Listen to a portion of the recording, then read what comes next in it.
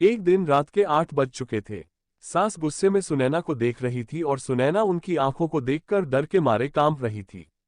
सास उसे देखकर फूंकारती हुई बोली, तेरी हिम्मत कैसे हुई मेरे घर में ये सब करने की? ले देकर 4 दिन हुए इस घर में आए हुए और अपने आप को घर की मालकिन समझने लगी है। आने दे आज मेरे बेटे को, आज तेरी खैर नहीं है।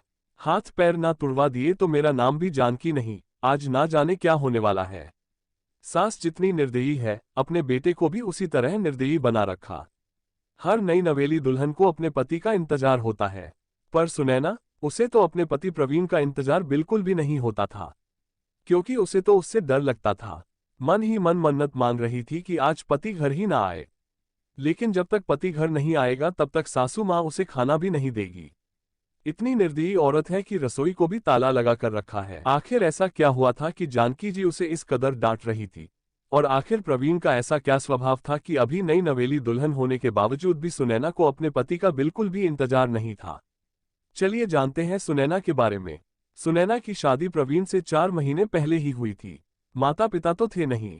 ग्रेजुएशन पूरा होते ही चाचा चाची ने ही उसकी शादी करवाई थी और फिर अपनी जिम्मेदारियों की इतिश्री कर ली थी। ना कोई पग फेरे की रस्म और ना ही कोई तीज त्योहार। इधर ससुराल में ले देकर सास जानकी जी, पति प्रवीण और एक नंद विवाही थी, जिसकी सगाई हो चुकी थी। छोटा परिवार था। एक प्यारी और शांतिपूर्ण गृहस्थी का सपना संजोए सुनैना इस घर में आई थी। पर सपने तो सपने ही होते हैं, हमेशा सच थोड़ी ना होते हैं। शांतिपूर्ण गृहस्थी तो सपना ही बनकर रह गई। सुनैना जहां 20 साल की, वहीं प्रवीण पूरे 30 साल का। दोनों की उम्र में पूरे 10 साल का अंतर था। सास जानकी जी सुनैना के लिए 10 नियम कायदे बनाए बैठी थी। सुबह 4 बजे तक उठकर पूरे घर की साफ सफाई करना, उसके बाद स्नानादि करके रसोई में जाना, हमेशा मुंह पर घूंघट लिए रहना, सबको खाना खिलाए बगैर खाना ना खाना, और भी ना जाने क्या क्या नियम। सुनैना को उन नियमों को सख्ती से पालन करना होता था, पर अभी उसकी उम्र ही क्या थी, कई बार गलती भी हो जाती थी। अगर किसी दिन कोई चूक हो जाती उस दिन उसकी शामत आ जाती थी। उस पर हाथ उठाने से भी कोई गुरेज नहीं करता था घर में। यहां तक कि उससे 5 साल बड़ी नंद विभा भी उस पर हाथ उठा देती थी। शादी के कुछ दिन बाद रात 8 बजे तक प्रवीण घर नहीं आया था। सुनैना को बहुत जोर से भूख लग रही थी तो उसने अपने आप से खाना लेकर खाना शुरू ही किया था। अभी पहला निवाला मुंह में गया ही था कि इतने में जानकी जी ने देख लिया और चिल्लाना शुरू कर दिया। जब सुनैना से बर्दाश्त नहीं हुआ तो उसने कहा, माँ जी मुझे बहुत जोरों से भूख लग रही थी, इसलिए खाना खा लिया। इससे पहले सासू माँ कुछ कहती नंद विभा ने आगे होकर सुनैना के गाल पर थप्पड़ रसीद कर दिया। तुम्हारी हिम्मत कैसे हुई मेरी माँ से जबान लड़ाने की? अपने घर में क्या खाना नहीं मिलता था तुमको जो भूख बर्दाश्त नहीं कर सकती थी? मेरा भाई तुम्हारा पति है, उसका इंतजार नहीं कर सकती थी? अरे औरतें तो अपने पति के लिए क्या से क्या कर जाए। इतने में सासू माँ भी बीच में ही बोली, रहने दे विभा, क्या संस्कार सिखा रही है इसे? माँ बाप तो है नहीं, और इसके चाचा चाची ने ये मिट्टी का ढेला हमारे माथे मढ़ दिया। रहने दे तू, मैं ही रसोई को ताला तू लगा देती हूँ। ना रहेगा बांस ना बजेगी बांसुरी, अपने आप ही एक तरफ चुपचाप बैठ जाएगी। कहते हुए सासू माँ ने वो लगी हुई थाली भी रसोई में ले जाकर रख दी और रसोई को ताला लगा दिया। सुनैना आंखों में आंसू लिए देखती ही रह गई। 2 घंटे बाद प्रवीण घर आया तब जानकी जी और विभा ने खूब नमक मिर्च लगाकर उसके सामने बात को परोसा। और वो माँ का भक्त, वो तो इतना गुस्से में आ गया कि उसने भी जाकर सुनैना के गाल पर थप्पड़ लगा दिया। उस दिन उसे खाना तक नहीं मिला। अब आज का ही किस्सा ले। सुनैना शाम का खाना बनाकर सास और नंद को खाना खिला रही थी। दोनों बाहर हॉल में बैठकर खाना खा रही थी, वहीं सुनैना गरम गरम रोटियां सेक कर दोनों को परोस रही थी। आज सुबह सासू माँ ने सिर्फ 2 ही रोटी खाने को दी थी।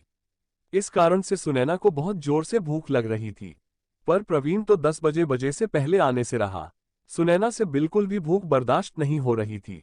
इससे पहले कि सासू माँ और विभा खाना खाकर रसोई का ताला लगा दे, उसने फटाफट से एक रोटी अपने पल्ले में बांधकर अपने कमर में खोस ली। जब माँ बेटी का खाना हो गया तो उन्होंने सुनैना को रसोई से बाहर कर ताला लगा दिया। सुनैना अपने कमरे में आ गई। इधर सासू माँ और विभा अपने कमरे में आराम करने चली गई। जब सुनैना को लगा कि अब माहौल सही है तो उसने अपने कमर में बंधी रोटी को निकालकर रोल के कोरी ही खाना शुरू कर दिया। रोटी खाते खाते उसकी आंखों में आंसू भी गिरे जा रहे थे।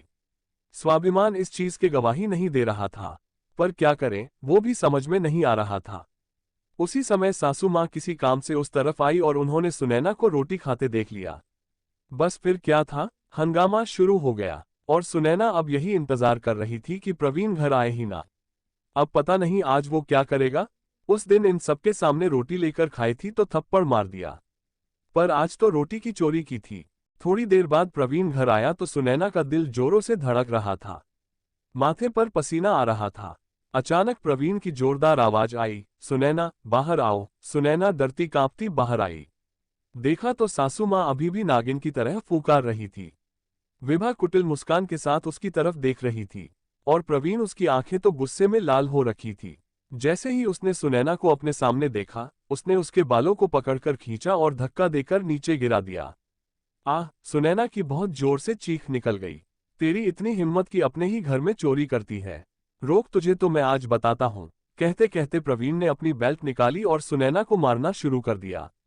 सुनैना हाथ जोड़ती रही लेकिन ना उसे तरस आया, ना ही उस घर की औरतों को। आखिर जब प्रवीण नहीं रुका तो सुनैना उसे धक्का मारकर दौड़ती हुई घर के बाहर निकल गई। अरे रे पकड़ इसे, बाहर कहाँ जा रही है? जानकी जी ने कहा तो प्रवीण ने जवाब दिया, जाने दो माँ, कौन से उसके मायके वाले बैठे हैं जो उसे घर में बिठा लेंगे। अपने आप ही घूम फिर कर वापस आ जाएगी। तुम तो फटाफट मेरा खाना लगाओ, मुझे भूख लग रही हो। प्रवीण की बात मानकर जानकी जी ने प्रवीण का खाना लगा दिया और प्रवीण खाना खाने बैठ गया। पर सुनैना की सुध बुध किसी ने नहीं ली। आखिर थोड़ी देर बाद सुनैना वापस आई। उसे देखकर तीनों मुस्कान के साथ सामने खड़े हो गए। आ गई वापस महारानी, क्या हुआ, मायके वालों ने जगह नहीं दी? जानकी जी ने ताना कसा। देखकर प्रवीण ने भी कहा, जब तक मेरे पैरों में नाक नहीं रगड़ेगी तब तक घर में नहीं घुसने दूंगा। बड़ी गई थी ना मुझे धक्का मारकर। हाँ भैया, इतनी आसानी से माफ मत करना इसे। अगर अभी माफ कर दिया तो कल को सिर पर चढ़कर नाचेगी। ऐसी लड़कियों का क्या भरोसा? अरे भरोसा तो हमें तुझ पर भी नहीं है। जो अपनी भाभी का सम्मान ना कर पाए वो हमारे घर में का क्या मान बढ़ाएंगी। अचानक सुनैना के पीछे से विभा के होने वाले ससुर जी निकल कर आए। उन्हें देखते ही तीनों के चेहरे की हवाएं उड़ गई। अरे आप कब आए समधी जी? उसी समय आए थे जिस समय आपकी बहू रोड पर बदहवास सी दौड़ रही थी। अच्छा हुआ हमें आप लोगों का चेहरा अभी से पता चल गया, वरना हमारा घर तो बर्बाद हो जाता अगर ऐसी बहू हमारे घर आ जाती। नहीं नहीं, कुछ गलतफहमी है पापा जी, मैं आपको समझाती हूँ। आप अंदर तो आइए, विभा ने कहा तो उसके होने वाले ससुर जी ने कहा, कौन से पापा जी? कैसे पापा जी? माफ करो, हम तो तुमसे कोई रिश्ता नहीं जोड़ना चाहते। और जो समझाना है ना, वो जो पुलिस वाले खड़े बाहर उनको समझाओ। अचानक पीछे से पुलिस वाले निकल कर आए। अब तो तीनों में से किसी से कुछ कहते ना बना। उन्हें देखते ही जानकी जी ने अपनी आवाज को नरम करते हुए सुनैना से कहा, अरे बहू, इतनी छोटी से गलतफहमी में कोई पुलिस को बुला कर लाता है क्या? ऐसी छोटी मोटी परीक्षा तो हर शादीशुदा औरत को अपने घर में देनी ही पड़ती है। आखिर ये तेरा ससुराल है, इसका मान रखना तो तेरी जिम्मेदारी है। माफ करना सासू माँ, मुझे ऐसी कोई परीक्षा देने का शौक नहीं है। शादी थप्पड़ खाने के लिए नहीं की थी मैंने। और यह कैसा ससुराल जहां रोटी भी मुझे चुराकर खानी पड़ी। आपने मुझे कमजोर समझ रखा है क्या? मेरा मायका नहीं है ना सही, पर कमजोर मैं फिर भी नहीं हूं। अब संस्कार अपने बच्चों को जेल में बिठा कर देते रहना। आखिरकार पुलिस तीनों को अरेस्ट कर अपने साथ ले गई। विभा के ससुराल वालों ने रिश्ता करने से मना कर दिया और सुनैना को एक स्वयंसेवी संस्था ने आगे बढ़ने के मौके दिए, जहां वो संस्था के साथ मिलकर लोगों को घरेलू हिंसा के प्रति जागरूक करती थी। उसने अब एक नई शुरुआत की।